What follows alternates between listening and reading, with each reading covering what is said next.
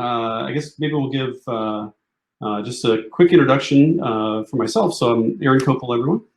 So I'm the CEO of Project Brilliant, and we're an Agile training, coaching, consulting company, and focus a lot on Agile transformation and working with leaders to help them understand how to start shifting towards agility. And so today's talk about Grokking Culture, and for those that aren't familiar with the word grokking, means basically like understanding, but it's just of course, a cool way to say that. So we're going to walk through a culture model here that we use in our leadership classes to understand how leaders can start understanding more about their culture and where they are now, where they want to shift to. And so pretty relevant for not just leaders, but for everyone to sort of understand this kind of culture model and sort of understanding where they are personally, as well as where their piece of the organization is, so they can start shifting things in the right direction for long-term sustainability and growth and things like that. So with that, I'm going to walk through a bit of this model. So I encourage you to maybe grab a piece of paper and just sort of follow along with me, take some notes. It's be a lot of drawing, and if you can, maximize the screen. You can sort of see I'm actually going to draw on this flip chart behind me a bit. Then we'll do an exercise to just get to know this model a bit better. So we'll do an online thing. If I can figure out the chat here, I'll put a link to it. I think I've got that. So I can throw a link in the chat here in a little bit.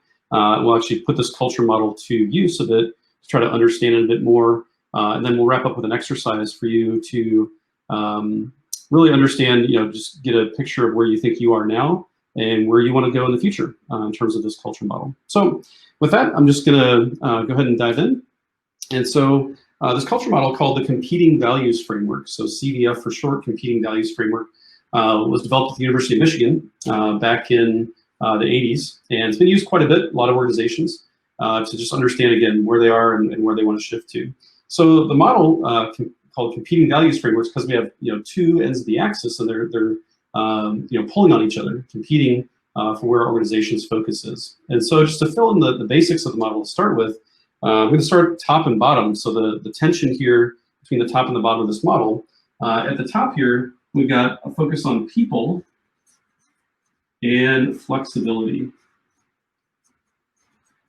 Flexibility, there we go. So people and flexibility at the top, and then the counter tension to that down here is a focus on systems and things, and then stability. So flexibility versus stability. Okay. So those two things pulling on each other, and part of it's figuring out, okay, where do we lay on this spectrum, top to bottom? How much are we people focused and flexible with things? How much are we more stable and focused on things and systems and that kind of stuff? And so think about where we are in the spectrum, top to bottom. So that's usually the first thing we think about.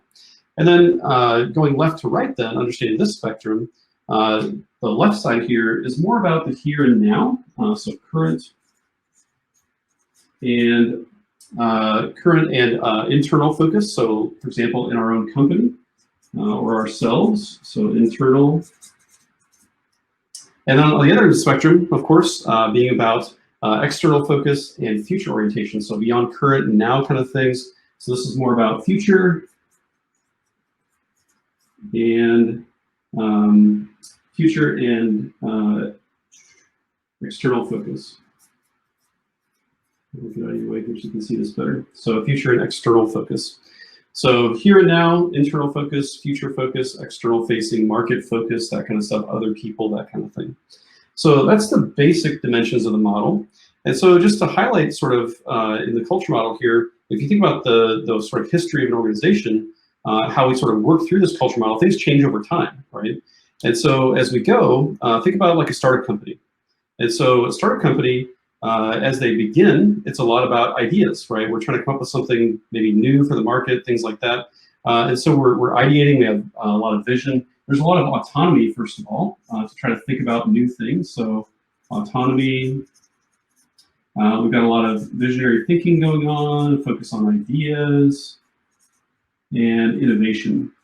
So those are the kind of things that sit, innovation, there we go, in this kind of culture. And so we call this culture the create quadrant. This is quadrant of the model. So create quadrant. And so think about most startups and organizations begin here, right? So really thinking about how do we come up with that idea that we want to bring to the market, that kind of stuff. But it's a lot about ideation, not yet bringing it to market, but starting to figure out what is the product, right? So innovation, autonomy, think about breaking the rules, getting out of status quo, that kind of stuff, right? So that kind of a culture. And so oftentimes we think about the evolution then from startup.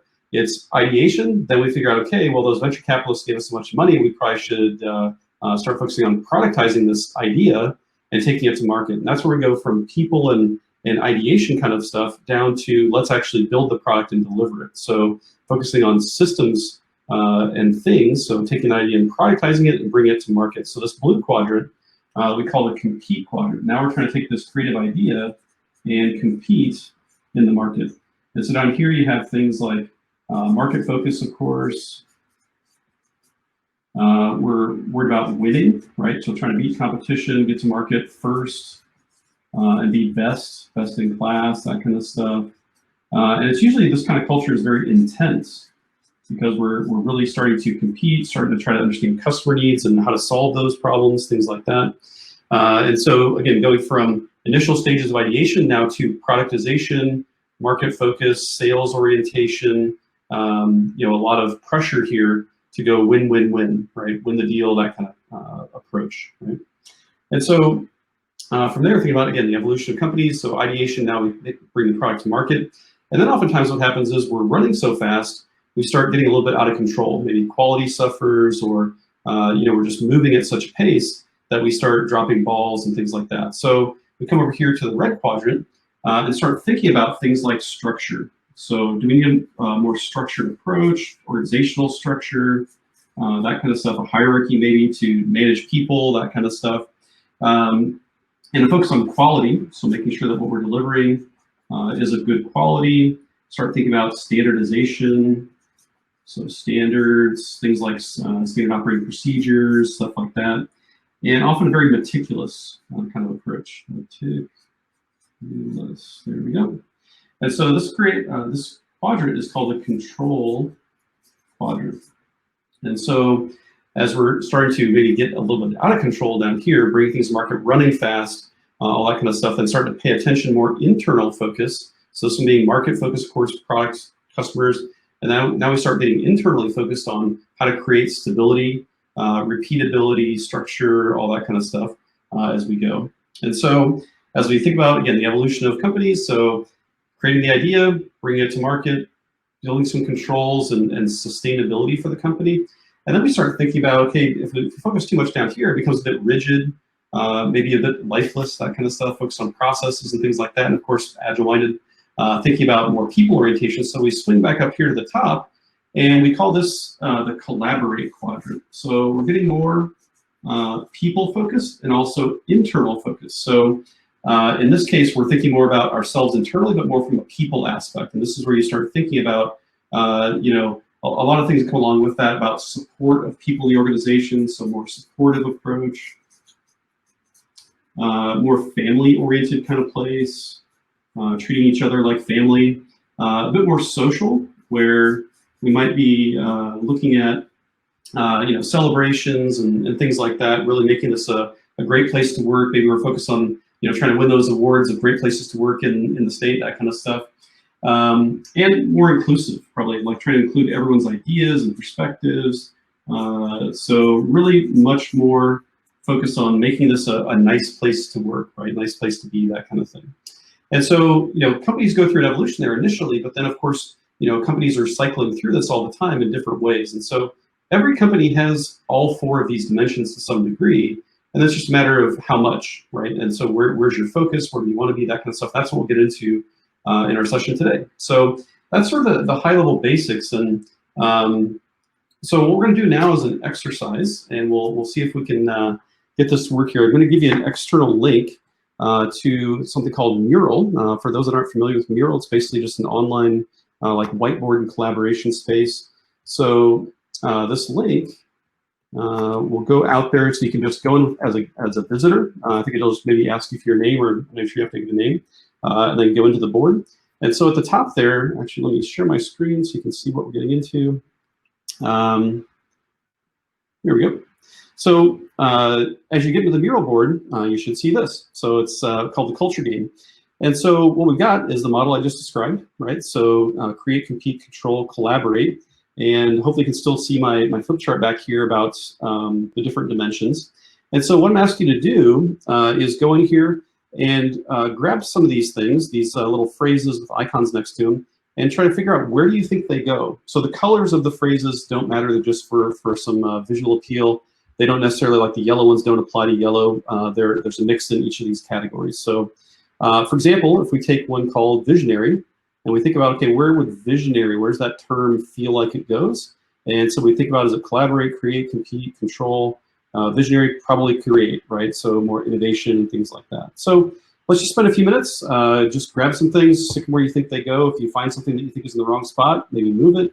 And then after a few minutes, as things sort of settle down, everything gets placed, then we'll just sort of talk through and see if there's anything that stood out to us we weren't sure where it goes. All right, so I'll give you a few minutes to take a look at that.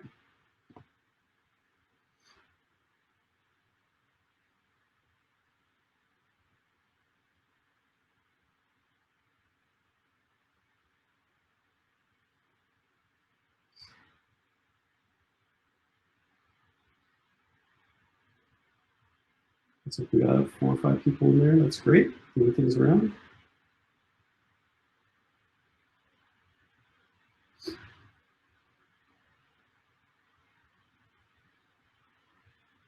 A couple of these are tricky, so I'll be curious to see where some of these end up. A lot of it depends on your perspective.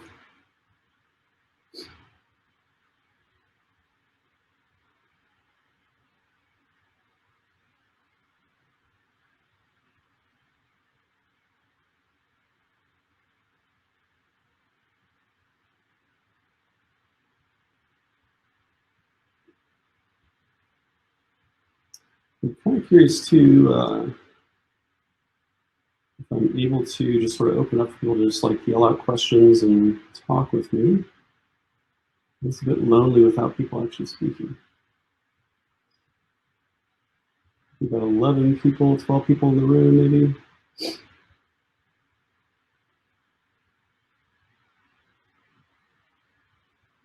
But if you do have any questions or comments, feel free to throw things in the chat, or if you're able to actually say them out loud, that's cool too. We'll see where things are in just another minute maybe.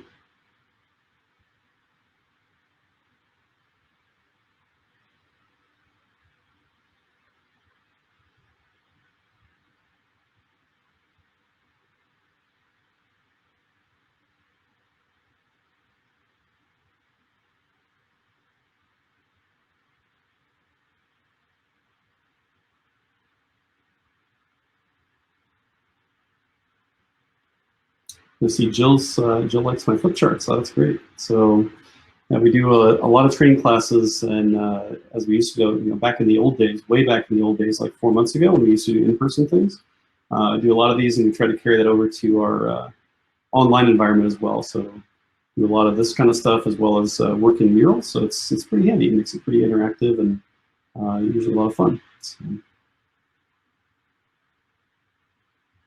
and I just love to draw, so that helps too. All right, looks like we have about 4 more things left to go.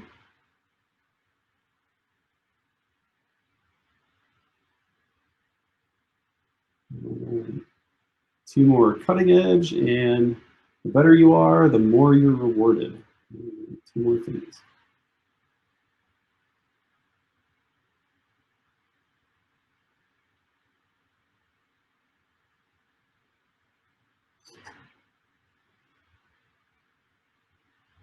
All right.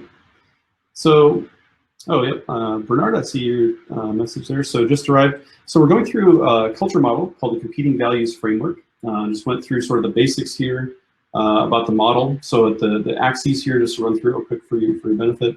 The top is about people and flexibility. The bottom is about systems and stability. And so there's a tension pulling and trying to figure out where your company is on that spectrum.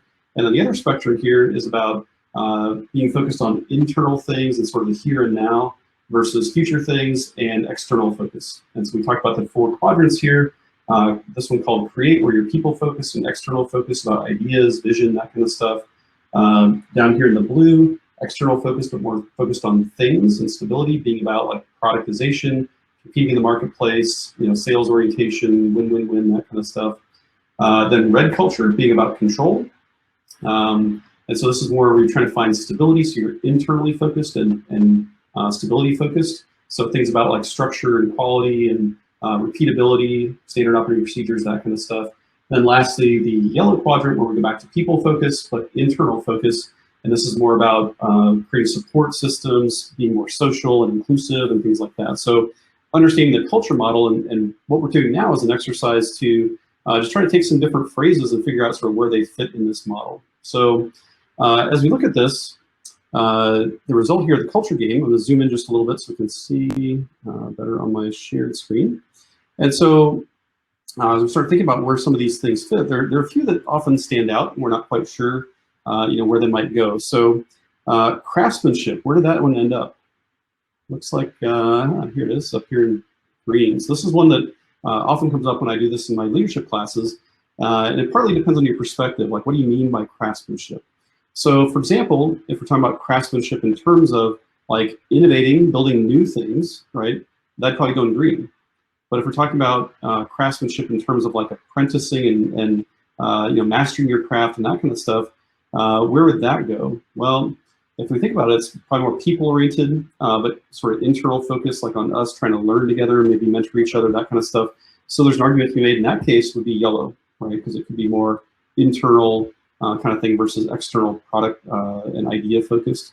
Or if it's craftsmanship in terms of quality, could be red, right? So it's more about our internal quality and more about things, right? Actually making the product with high quality, so that could fit in red potentially. Or if it's craftsmanship in terms of productization and manufacturing and that kind of stuff, could be more in blue. So that's one that you can sort of make an argument for any one of the quadrants, depending on your perspective and what you mean by craftsmanship. So that's just one interesting one to think about. Another one that sometimes stands out is there's one about don't kill ideas, deflect them. Where did that one end up? Let's see. Here it is. Yep. So never kill ideas, deflect them. So we got that in red. So as we think about this one, the intent here, often what I hear people describe this as, and of course these are just short phrases to sort of instigate discussion and perspective, but this one, what I hear most often is what we're thinking about here is don't kill ideas, deflect them, because we don't want to hurt people's feelings, right? We want their ideas to be valued. We don't want to say, no, that's a terrible idea. Let's get rid of that kind of stuff. And so actually that one we usually think about being more in yellow, because it's more about let's have a good time together. Let's not ruffle any feathers, that kind of stuff. Let's just make sure we can all work together in a nice way, like family and that kind of thing. And so that collaborate culture, more like the sort of togetherness kind of approach. But there's arguments to be made for different ones here. So are there any others that stood out to you? You weren't quite sure where they went? If you want to throw those in the chat, or if you're able to voice it verbally. I'm not hearing anything, so I'm going to guess we'll use the chat. So any of those that stood out for you?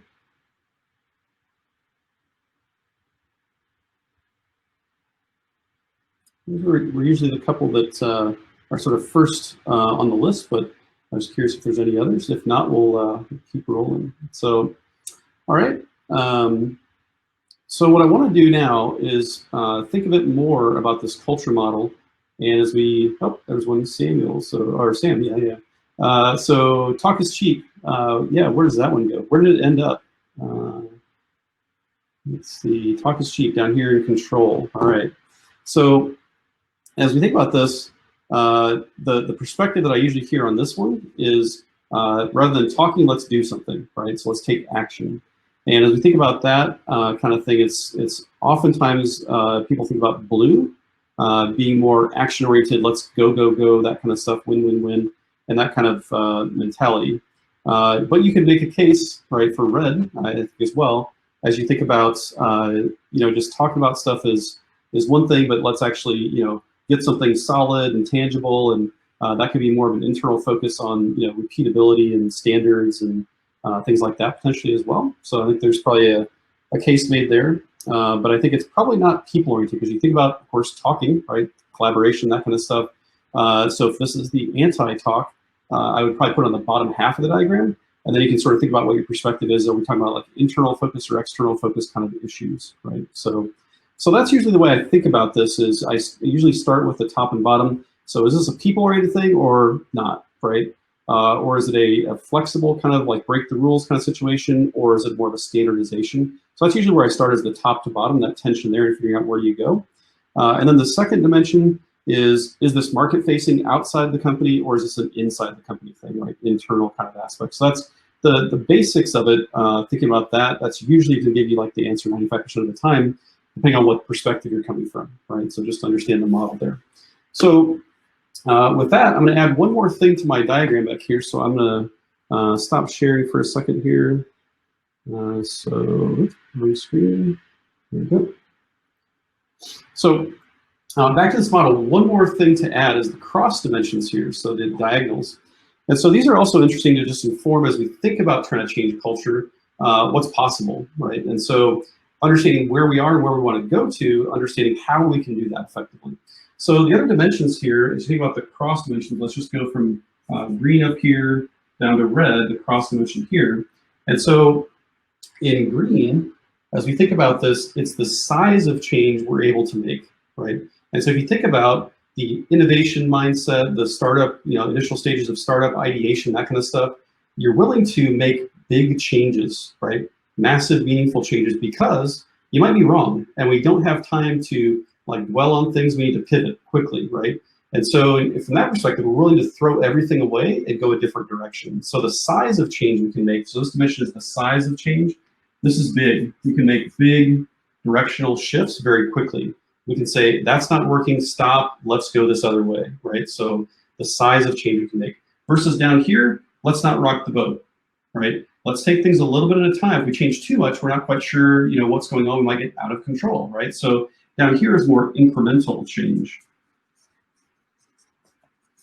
So just from that perspective, as you think about making change in your organization, right? If you're a heavy red culture trying to shift somewhere, there's probably gonna be a lot of pullback for making big changes. We want to take it a little bit at a time as we move, so we don't get out of control, lose our way, that kind of stuff, right? So, but if you're a green culture, very innovative, maybe startup oriented or ideation, think tank kind of a situation, then you're willing to make big changes and try new things and that kind of stuff, right? So think about the dimension there.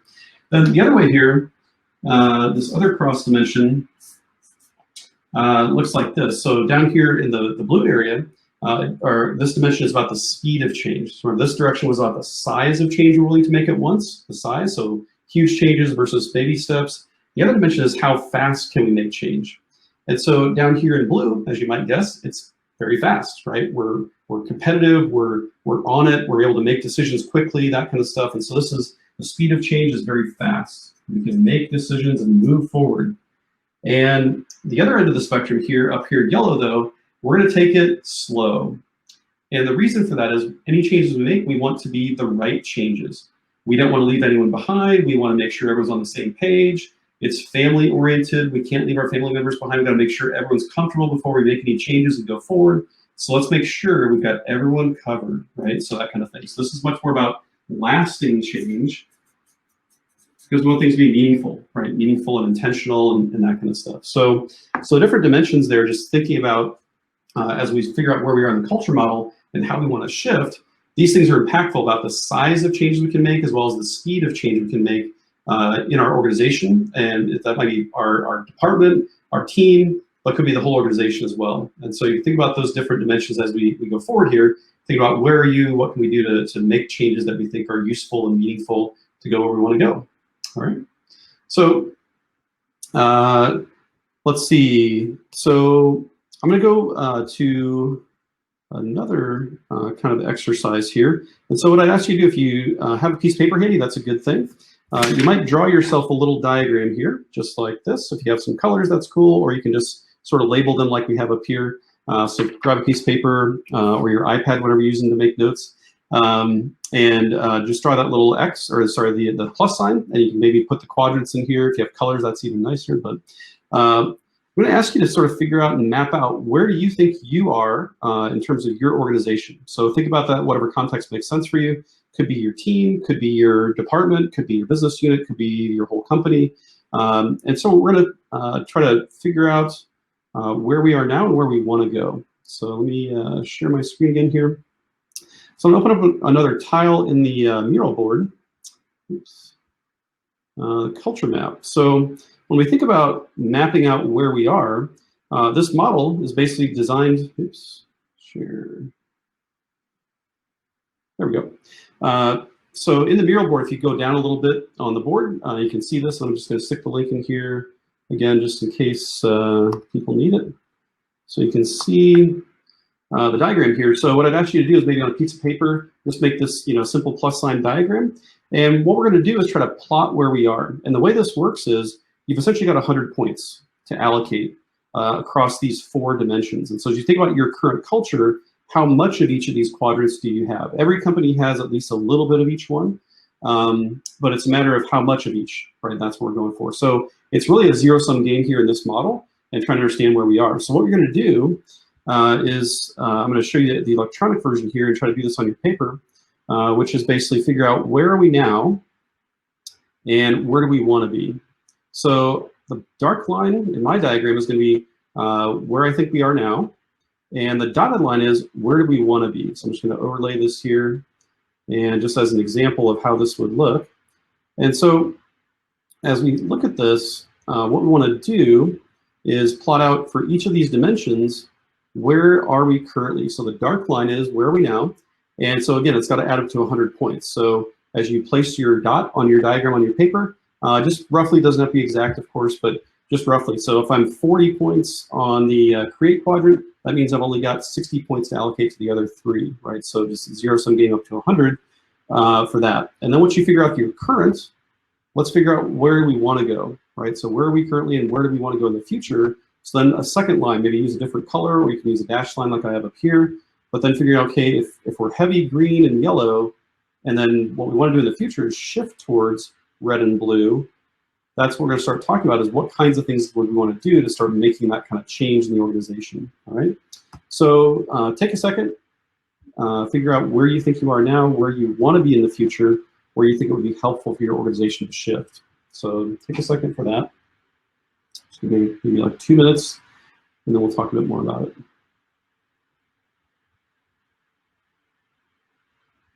Oh, and Kristen's got a link to our, we have a PDF online as well you can download that has this diagram in it that'll help you sort of do this as well. So you can download that and print it off later and have more fun with this. It'd be awesome.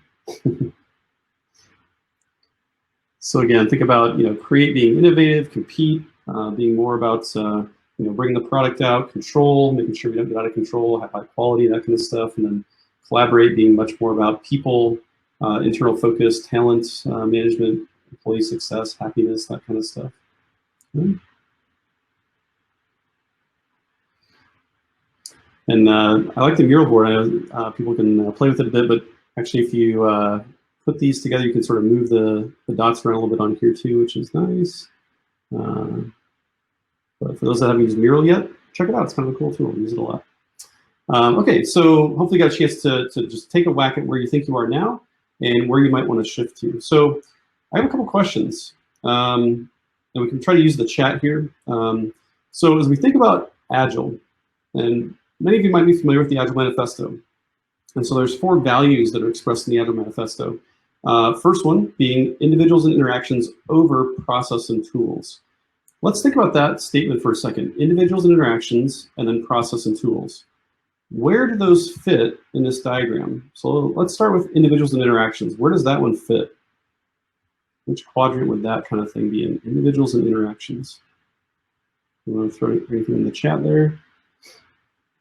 Give me a second. So we got create, compete, control, collaborate. Yeah, so we got Sam, yellow. Yep, so I think that's right. So we got yellow being more people-oriented, of course, at the top, and then internal focus. So that's probably where it fits, right? Individuals and interactions, probably yellow. And then, so individuals and interactions over process and tools. Where's process and tools go? We got process and tools. So think about it, is it people or things? Probably things, right? Process and that kind of stuff. So the bottom half of the diagram. And as we think about it, is it external versus internal? Probably internal, right? Our own processes, our own internal facing kind of stuff. Yeah, so more control, red, right? So there we go. So individuals and interactions, yellow, process and tools, red, right? And I see a question here, can you describe Agile in 6 words? Ooh, 6 words, man. If I have to do the short version like that, I usually say this: think like a startup. So that's the very short version. Customer focus, people orientation, value delivery, things like that. So that's the kind of short kind of thing. My official definition of Agile goes like this: Agile is a mindset, so way of thinking, that we use iterative and incremental approaches to deliver value through collaboration and continuous improvement. So that's a little bit longer version, more than 6 words, but hopefully that's helpful. Mindset of collaboration, continuous improvement, value delivery, that kind of stuff. Hopefully that helps. So, got the first value. Second value of the Agile Manifesto: working software or working products over comprehensive documentation. Where does working product fit? Working software, where does that go? So we think about this as that people are things. Well, products are things, right? So bottom half of the diagram. And is it internal or external, right? Usually going to be external, so blue, right? So blue point in the diagram. And so that one, so the first value there, or the second value, the first part of it, the working software, goes blue. What about comprehensive documentation? Where does that one fit? Well, it's people are things, probably things, right? And is it external or internal? Usually we're talking about documentation in terms of like gathering requirements, analysis, design, tech specs, all that kind of stuff. Usually internal facing, so red, usually. So far we've got 2 values that we talked about. The left side of the equation, yellow and blue. The right side, both red so far. Okay. So third one, about, let's see, customer collaboration over contract negotiation. So customer collaboration, where's that fit? Certainly external focus, about customers out there in the world.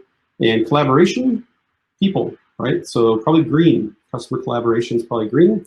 Customer collaboration over contract negotiation. So we think about this, when we talk about contract negotiation in Agile, usually we're talking about the internal sort of contracting mentality of like document requirements and sign off, and we expect things to happen. Analyze the requirements and sign off, that kind of contract mentality that if you write things down and sign off on it, then it's the right thing and it will happen successfully, right? So let's think about that kind of perspective on contracting. Usually we think about it being things, contracts, and internal focus, red, right? So again, the next value got green on the left side, and the right side, red. So last one, responding to change over following a plan. So responding to change, where are we there? Most likely it's external change is usually what we're talking about. So on the right side of the diagram here. And responding to change usually is like a market shift kind of thing. So responsiveness, remember down here in our diagram being fast to respond, that kind of stuff. So usually think about blue down there for responding to change. And then following the plan, of course, is usually a things-oriented thing at the bottom and an internal plan, so red. So if you notice, all 4 values we just went through, the right side of the equation, which is the thing we tend to like less, right? We think the things on the left side of the equation are better for us if we're trying to be agile. The things on the right are probably the ones that we want to do less of. So all 4 of those in the Agile Manifesto, the ones on the right that we want to do less of are red culture, right? And the other 3 quadrants are where we think more about Agile, right? Either people focus and collaboration, or things like customer focus and delivering to the market, things like that, responding to change, right? Innovation, that kind of stuff. So if you think about it, the Agile Manifesto really tends towards yellow, green, and blue. And it's just a matter of where do we want to head with it, right? Why are we going that direction? So really interesting to think about that kind of perspective. And so I guess just one more thing on that. So that's Agile. What about Scrum? I imagine some of you either have done Scrum or maybe doing Scrum now. Think about Scrum being a framework about how we manage work in an Agile way with sprints and iteration and sprint reviews and all that kind of stuff, right? Which of these cultures do we think would be easiest to just start doing Scrum? What do we think? So which quadrant? Green, blue, red, yellow, which one's the easiest to actually just start doing Scrum? Give me a second there if you want to type in the chat.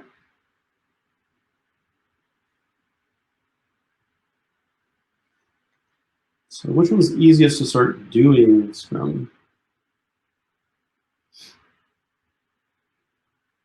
So 1 vote for green. Any others come in. Maybe 30 seconds maybe. So which one's easiest to just start doing Scrum? So let's see, I see a vote for green, a vote for red, and Sam, any of them. All right.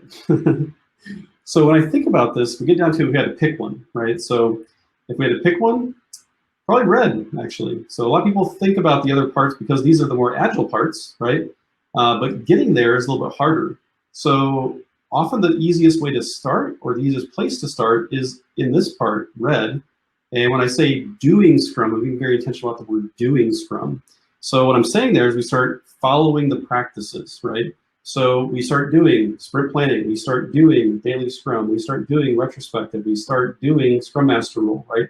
That kind of stuff. That's process-oriented kind of things, right? And so it's down here about systems and things, it's process stuff, and it's internal focus. And so those kind of things are easy to adopt. And where we often see this in organizations is, the organization's someone up there at the top says, hey, we should probably think about Agile, we should investigate Scrum. Hey, PMO folks, can you go figure out how to do that? And of course, the PMO folks, very process-minded and repeatability and all that kind of stuff, they go out and find Scrum and say, hey, there's a Scrum guide. Let's just start doing this stuff. And the result is they change the processes to start doing Scrum, right?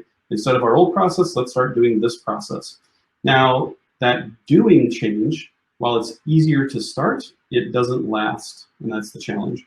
And so the part that lasts is actually the other three places, right? When we go beyond just doing the process stuff to start shifting towards the values of Agile and Scrum that fit these other three areas, where we're much more people-focused, not just process, do, but we're starting to be people-focused, we're starting to be market-focused and customer-focused and that kind of stuff here. So that's where it's more effective, right? So doing Scrum is easy in red, but effective Scrum is the other three probably, because we're really starting to take it more seriously at a deeper level about values and things like that. So that it's actually more lasting and beneficial, and we're actually getting the sort of the benefits of the promise of Agile kind of stuff. Okay. So just interesting perspective there as you think about your diagram and where you are now, where you want to go, with that little bit of information, comparing Agile and where Scrum might be helpful or easy to adopt, but also where it can be lasting. So that might make you think about where you might want to change your diagram or update where you think you want to go. Right? So next thing, or sort of last thing I wanted to talk about here is how do you start making that shift? So now that we understand the culture model and sort of where things fit here, culture being the sort of the way we do things around here, the smell of the organization, that kind of stuff. So let's talk about this for a second about how you start making change. So another flip chart diagram here for you. And hopefully, I think if I share my screen, you guys can still see me okay, right? Sometimes when I do this in Zoom, if you share screen, you can't see my personal view here as well, but I think that looks like it's okay, at least from my perspective. If you're not able to see very well, just throw it in the chat and I'll try to stop sharing my screen if you need to. So as we think about trying to make change in the organization, changing culture, culture is sort of central to our organization, to our being, that kind of stuff. And so we'll put culture sort of in the middle of this bullseye. So culture. And this is, again, the way we do things around here. It's, when I go to new organizations as a consultant, it's sort of like the smell of the organization. Right? You can walk in and go to enough places, you can smell different things in different organizations. And this is sort of like the embedded sort of smell and culture of what's going on here. And I can sort of think about things I start to see in the organization, where they fit in the culture model and sort of start to make sense of it. But as we start thinking about changing culture, it's hard to do that because that's at the central point of all the stuff that we do about how we are as an organization, right? And so it's a tough thing to address culture directly. And usually if you're going to address culture directly, it's got to be a serious effort by senior leaders to make significant shifts in their own personal behavior and start really changing the way they guide the organization, be a role model for the new thing they want to create and do. And so it's a hard thing to address directly, right? And it's usually a many years, if not decades long proposition to change culture directly. So what we try to do is look at the things that are around culture. What sort of protects our culture? What makes it the culture? What keeps it the culture, right? And so the things that are around it are what we describe as structures. So how are we structured as an organization? policies about how we work together, how we run the organization, things like that. Policies, these could be policies about how we get work done, how we deal with people in terms of like HR policies, things like that. So structures, policies, and metrics. So how do we measure success, for example? So metrics, success measures, people management measures, performance management measures, that kind of stuff. And so as we think about these things that actually protect culture, these are more accessible than culture directly, right? So culture direct access to, like I said, is really hard to get to, and it's a decades-long proposition probably to change it. But these things around it are easier to address because they're more apparent to us. You know, culture is sort of like I said, the smell of the organization kind of stuff, but these things are usually readily apparent in an org chart, for example, structures, right? Departments, business units, reporting structures, hierarchies, that kind of stuff, that kind of structure. Roles are a structure, right? Having different job titles and roles and things like that. Policies, these are usually written down somewhere, right? About how we do work, how we function. So HR policies, work policies, how we get things signed off, how we do our expense reports, things like that, policies, right? And the metrics we measure success, these are usually apparent as well, like there's KPIs and things like that. So these things are much more readily available to try to address. Now, what we see, unfortunately, a lot of times is as organizations try to start shifting culture, what they do is come from the outside in, what we call it. So outside in approach. And what that looks like is we're trying to come from the outside through this third ring around here, which is about process change. And so we come in from this direction trying to change process and hoping to change culture. But the problem is we run into all the existing structures and policies and metrics in the organization, and it just sort of bounces off. It doesn't get through that layer because this protective layer of structures, policies, and metrics will trump process all day long, right? So you can change process, very tactical level kind of things, but if you don't change these structure, policies, and metrics, the process will just bounce back, right? So for example, if we're trying to go Agile, and we start just doing Scrum, starting changing process level stuff for Scrum, that's only gonna go so far until someone says, that's all very cute, but where's my Gantt chart, right? Where are my metrics about what stage we are in the waterfall diagram, that kind of stuff. And so the Scrum process change kind of stuff will just butt up against this and just stop. And usually what that means is it gets rejected, right? So what we wanna start doing is thinking not just about the outside in kind of approach here. Again, this is a bit precarious because we aren't starting to address the real issues here. We're addressing process issues and hoping to change culture, but it can't break through. So what we really want to do is start addressing, again, those layers around culture here about structures, policies, metrics, and instead of just doing Scrum, we want to start addressing the things that will allow Scrum to start working better. And so those end up being things like roles. So a simple example would be actually formalize the role of Scrum Master. In a dev team, in Scrum, you start thinking about that dev team members are equals and we're all in it together, collaborative, like a basketball team kind of thing. We're all in it trying to win the game together. And so I've seen some organizations where they take the structure part of it and say, okay, no more job titles about QA person, software engineer, business analyst. We just take all those titles away and say, you're a development team member, right? That's a pretty big structural kind of change in terms of job titling and stuff like that. And then how we measure those through policies and metrics about how we measure the effectiveness of those people starts to shift. When you do that, that starts to pull the culture in the way you want to go, right? And so that's what we're looking to do with these structure, policy, metrics kind of things, is start to address culture through those and start pulling it. It's hard to go in and address it and push it around, but as we start thinking about trying to do something with culture, it's trying to get these structures, policies, and metrics to allow us to pull the culture out there. And this is what we call the inside out approach. Inside out in terms of addressing this yellow layer of structures, policies, metrics, the things that really matter beyond tactical process change kind of stuff, so that we can get lasting change, meaningful change, and start pulling culture in the direction we want to go. And so in terms of your current state, what I'd like to do is just spend a minute thinking about your CVF diagram you drew about where we are in terms of current state, where you want to go in the future, as you start thinking about what are these layers of things that you have for yourself, right? So in your department, in your team, in your whole organization, what are the structures and policies and metrics that are sort of anchoring the current culture? So for example, in my diagram here, online, the shared screen, so it's heavy green, right? And so heavy green, what are the things that are anchoring us there? Well, it's probably, if you're green culture, it's a lot of autonomy. There's maybe not so many rules. There's a lot of people focus, market focus, that kind of stuff.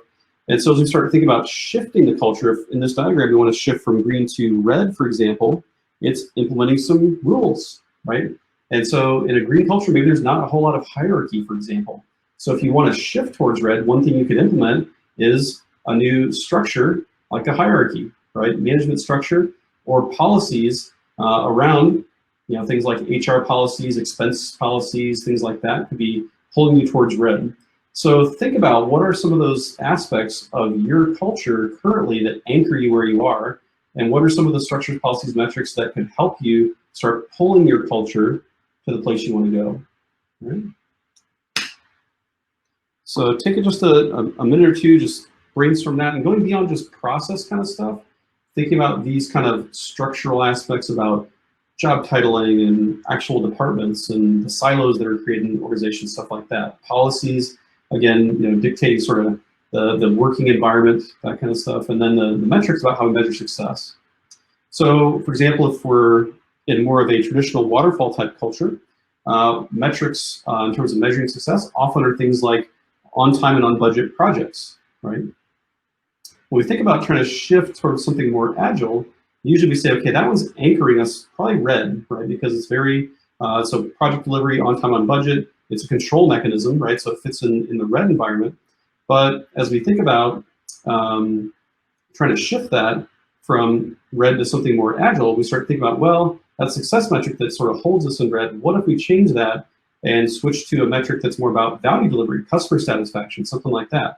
Because on time and on budget doesn't necessarily equate to customer happiness. And if that's our goal, is to be more green, for example, about customer happiness and things like that, maybe we should implement a metric that reflects that.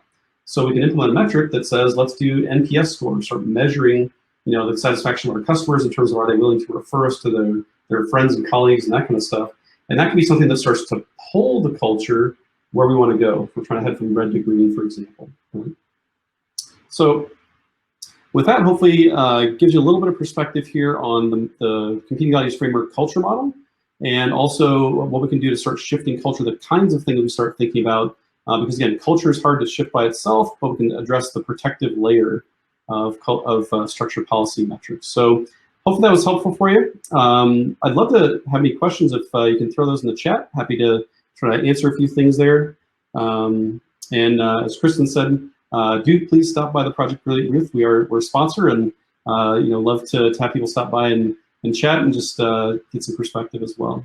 So give you a second for any questions you want to throw in the chat.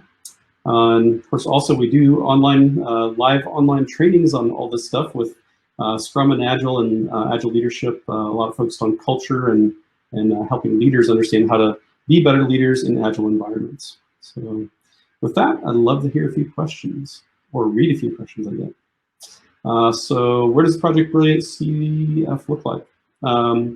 So for us as a company, what does the Project Brilliant CVF look like? Yeah, so it's interesting. So we of course use these tools for ourselves. The one I have up on screen is just a just hypothetical one for our conversation here, but ours is very low red. So we're a small consulting company focused, of course, on Agile. So not as much red there, much more towards green and yellow, and a bit of blue as well, right? So we have a lot of internal focus, and so you can think about for us, we spend a lot of time as a company focusing on internal, like learning, collaboration, sharpening the saw, that kind of stuff. That's a lot of our culture is probably high yellow. And then also green, I think we're moving towards more green as we start taking some of this great learnings and internal collaboration and starting to bring that out to the world and show ideas. And then of course trying to productize those and help people understand how they can use these at their own companies. So I would say that by far the lowest is red. I think when we did our most recent one, our red was maybe less than 10 in the diagram, maybe less than 5. Certainly heavy yellow. low red and you know, moderate green and blue, something like that, if that helps in. All right. Other thoughts, questions?